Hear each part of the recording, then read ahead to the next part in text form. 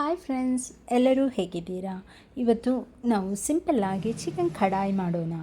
ಮೊದಲಿಗೆ ನೀರುಳ್ಳಿ, tomato, ginger garlic paste, ಕಾಯಿ ಮೆಣಸು, ಚಕ್ಕೆ, ಲವಂಗ, ಏಲಕ್ಕಿ, ಕೊತ್ತಂಬರಿ ಸೊಪ್ಪು, ಮೆಣಸಿನ ಹುಡಿ, ಅರಶಿನ ಹುಡಿ, ಗರಂ ಮಸಾಲ ಹುಡಿ, ಪೆಪ್ಪರ್ ಪೌಡರ್, ಬಟರ್, ಉಪ್ಪು,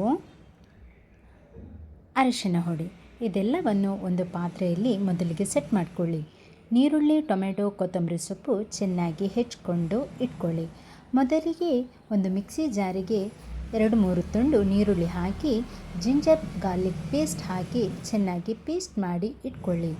ನಂತರ ಒಂದು ಪಾತ್ರೆಯನ್ನು ಇಟ್ಟು ಆ ಪಾತ್ರೆಗೆ ಸ್ವಲ್ಪ ಬಟರ್ ಹಾಕಿದ ನಂತರ ಅದಕ್ಕೆ ಚಕ್ಕೆ, ಲವಂಗ, ಏಲಕ್ಕಿ ಮತ್ತು ನೀರುಳ್ಳಿ ಹಾಕಿ ಚೆನ್ನಾಗಿ ಫ್ರೈ ಮಾಡ್ಕೊಳ್ತಾ ಬನ್ನಿ.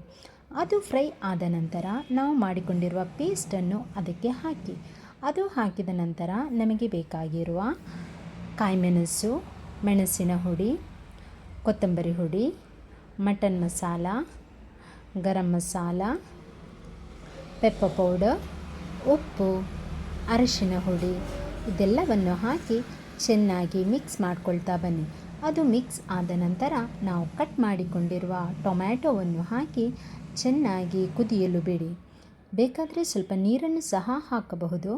ನಂತರ ಕಸೂರಿ ಮೇಥಿಯನ್ನು ಸಹ ಹಾಕಿ ನಂತರ ನಾವು ತೊಳೆದುಕೊಂಡಿರುವ ಕೋಳಿಯನ್ನು ಅದಕ್ಕೆ ಹಾಕಿ ಚೆನ್ನಾಗಿ ಕುದಿಯಲು ಬಿಡೋಣ. ಇದು ಕುದಿಯುವಾಗ ನಮಗೆ ಬೇಕಾದರೆ ಸ್ವಲ್ಪ ನೀರನ್ನು ಸಹ ಯೂಸ್ ಮಾಡಬಹುದು. ನಂತರ ಅದಕ್ಕೆ ನಾವು ಕಟ್ ಮಾಡಿಕೊಂಡಿರುವ ಕೊತ್ತಂಬರಿ ಸೊಪ್ಪನ್ನು ಹಾಕಿ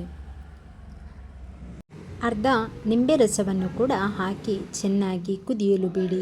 ಅದು ಕುದಿದ ನಂತರ ಚಿಕನ್ ಕಡಾಯಿ ರೆಡಿ. ಈ ರೆಸಿಪಿ ನಮ್ಮ ವೈಟ್ ರೈಸ್, ನಾನ್, ಚಪಾತಿ, ದೋಸೆ ಎಲ್ಲದಕ್ಕೂ ತುಂಬ ಸೆಟ್ ಆಗುತ್ತೆ. ತುಂಬ ಟೇಸ್ಟಿಯಾಗಿಯೂ ಇರುತ್ತೆ.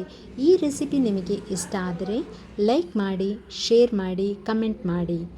ಇನ್ನೂ ಈ ತರಹದ್ದು ಬೇರೆ ವಿಡಿಯೋಗಳು ಬೇಕಾದರೆ ನಮಗೆ ಕಮೆಂಟ್ ಮಾಡೋದನ್ನು ಮಾತ್ರ ಮರೆಯಬೇಡಿ. Thank you.